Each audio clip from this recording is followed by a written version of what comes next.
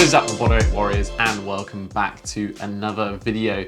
Today I wanted to go through something that I do get asked all the time, and probably something that is quite crucial if you want to make that long-term progress, if you want to get a plan in place, if you want to stick to something, and that is, what is the best training split for calisthenics?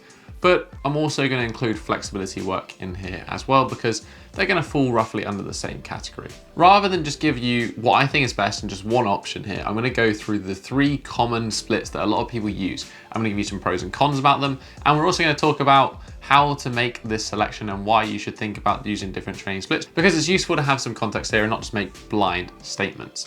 Today we're going to go through full body, push-pull legs, and upper-lower splits. We're going to kind of discuss which one should you do. As I shared in my 8-year transformation video that I posted a couple of videos ago for that 500,000 subscribers special, I went into a bit of detail about my training history, and I have used all of these different splits, full body, push-pull legs, upper-lower, throughout the years in different degrees of volume and all sorts of things.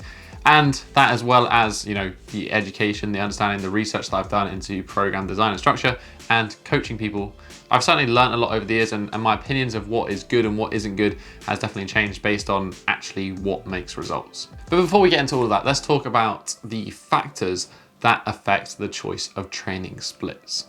So there's 5 main factors that are gonna affect your choice of training split, and specifically training frequency. So the first thing to consider is recovery.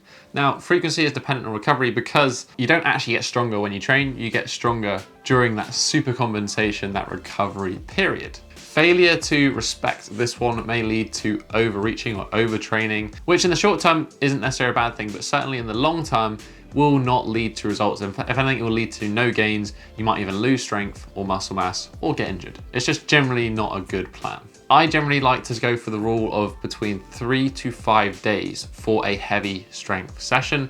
So we'll see how that one plays into those splits later on. Point number 2 is considering the muscle groups being worked. Larger muscle groups are going to take a longer time to recover. So think your kind of compound movements, things like handstand push-ups, or even squats and deadlifts, stuff like this, that stuff that's covering large muscle groups, it's going to take much longer to recover than if you're just training arms, biceps, triceps, or forearms or calves or something like that. Smaller muscle groups can be trained much more frequently. Think of it more towards like the 2 to 3 days rest, and then larger muscle groups are going to need closer to that 4 to 5 days rest to be properly recovered. It is also worth noting that fast twitch dominant muscles, so things like the hamstrings, are going to take longer to recover than slow twitch dominant muscles, things like the calves, which is another interesting one to consider. Factor number 3 to consider is that our frequency is also exercise dependent. This is somewhat similar to point number 2 about larger muscle groups, but essentially things that use a higher threshold of motor units, again, stuff like handstand push-ups, stuff like squats, are going to need a longer time to recover. Generally, they're going to be at the sort of max of our capacity. We don't want to do a 1 rep, a 3 rep, a 5 rep max every single day. We're going to want to give ourselves enough recovery between. Factor number 4 that we also need to consider is that recovery and frequency of training, it needs to be individualized. That level of recovery that we can handle is going to vary on an individual level. Some of this is going to be determined genetically. Some people do better and can deal with more stuff than other people. It might have to do with your training age.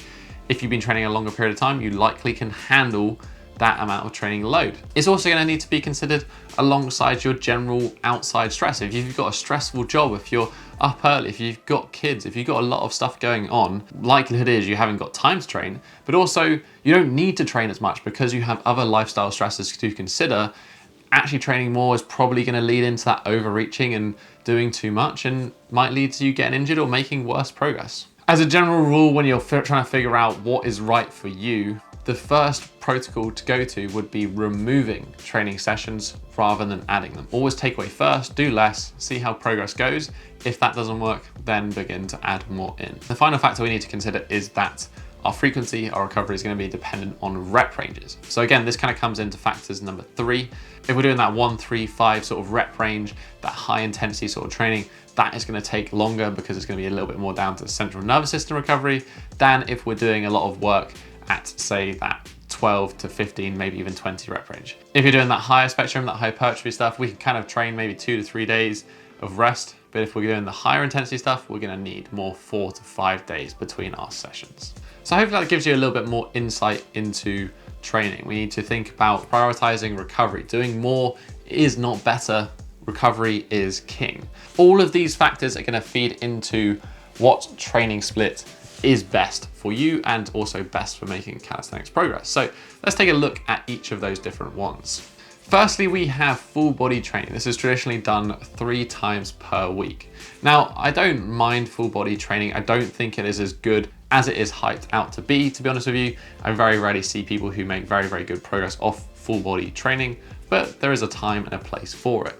It is pretty useful for beginners because it allows us to have a lot of frequency of patterns. So if we're new to training, if we're trying to learn how to do a push-up, how to do a row, how to do a pull-up, lots of repetition and frequency of doing that pattern is going to help ingrain it and teach you quicker. However, it does sacrifice a bit of that recovery factor. We've only got 1 day of actual rest or 2 days kind of between sessions. So unless we're doing less in a session, we need to watch out for recovery. In fact, a lot of people might actually find that doing full body just twice per week will lead to better results than doing full body 3 times per week. Another option is to do different sessions in that full body split. So one day might be doing push and hamstrings, the next day might be doing pull, so pull-ups and quads, for example. And this is something that is similar to what I particularly designed in my fundamentals program, which is available through Tribe, which is that beginner program designed at getting people their first pull up, chin up and dips.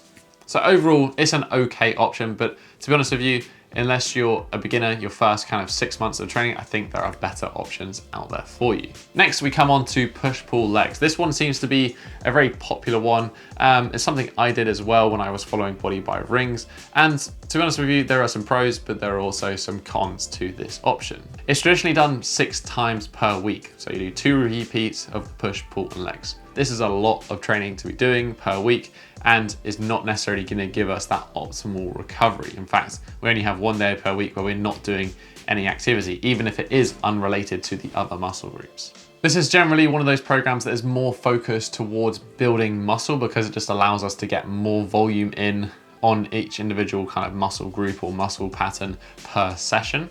Just like the full body example, I would actually say that people might get better results from this push-pull legs program just repeating each of those sessions once per week and going a little bit harder in each of those sessions. I don't think this setup is best for building strength or building skills like the planche and the front lever for a couple of reasons. Number one is those skills often involve multiple muscle groups and not just specifically push or pull dependent. If we're doing things like the muscle up, for example, that's going to incorporate both into our session.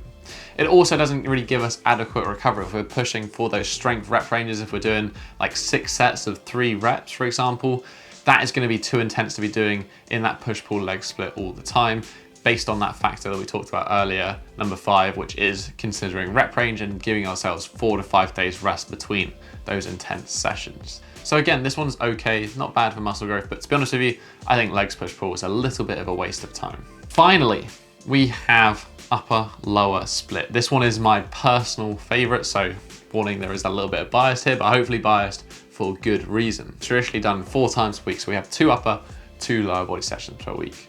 This works nicely because we give ourselves a good amount of rest between sessions. Doing it twice per week, it's going to be roughly 4 days rest in between. As we're only doing 4 sessions per week, it also gives us plenty of time for recovery around our training as well. Because it is split into upper and lower body, it means we're going to be training both push and pull in those sessions, which works nicely for pairing things together, working handstand push-ups with chin-ups, working front lever with planche. These all complement nicely because, as I said, in the push-pull leg sort of split, they usually involve muscles on both the anterior and posterior chain. So working them in an upper body general session tends to work better, in my opinion. Upper lower split is what I tend to go to personally, and it's also what I tend to give my clients as well. You know, I've certainly found over the years that I tend to do better with just a little bit less training and a little bit more focus on recovery. In fact, I've made the best progress in the recent few years, and it's been the period of my life where I've done probably the least amount of training, but for good reason. I actually really like a 3 times per week split of upper and lower body, which means we just alternate back and forth between upper and lower body. This gives you that full 5 days rest between sessions to really maximize recovery. And I tend to find this works really nicely, and it's often the one I give to clients when we first start training together. So to wrap things up, I think that's quite a bit of information when it comes to structuring and what the best split is for bodyweight training. Ultimately, it's going to depend on you personally. I don't think there's common sentiment out there of just going balls to wall all the time, training 6-7 days per week is the best way to go. In fact, it's often not the best way to go. Recovery is key. That is the #1 factor that I mentioned out of those 5 factors that are going to affect your choice of training split. I think that doing less often tends to give better progress. Now, if you do want some actual specific guidance on this one, then I highly recommend checking out the programs available that I have in Tribe. We got programs for everything, working on developing fundamentals and the basics, building up skills, developing muscle mass, and also a whole brand new flexibility plethora of programs in there as well. Link will be in the description down below. Other than that, if you have any questions about today's video, feel free to leave a comment in the comments section. I'd love to hear what your personal training program looks like at the moment. What are you doing? Because as I said, this one is highly individual. If you just enjoyed this video, hit that thumbs up button and support the channel. Also right next to it is that subscribe button if you want to join the Bodyweight Warrior Tribe. But that has basically been it for this week, guys. I hope this was helpful for you. I'll catch you in the next episode. Have a strong week and